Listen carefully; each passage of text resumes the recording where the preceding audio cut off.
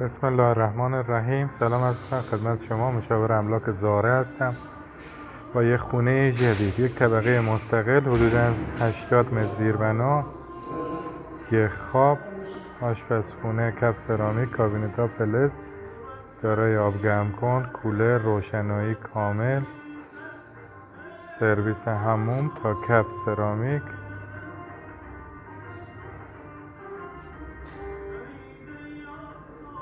پنجره و حیاط خلوت پایینه که نورش خیلی عالیه. داخل حالش 3x4، 2 تا قالی با یک کناره میخوره.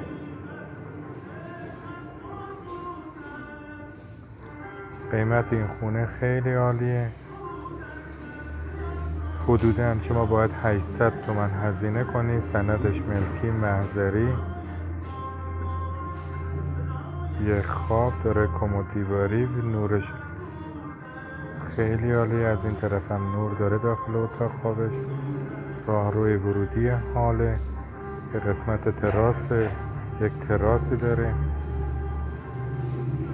سرویس رافله، سلام ابزرت سنگ، سرویس بهداشتی، روشور، ویوش خیلی عالیه.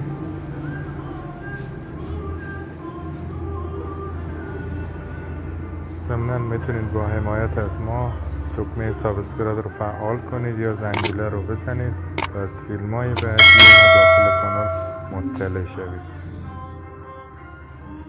دوستتون داریم و سپاسگزاریم. از حمایت شما ممنونیم.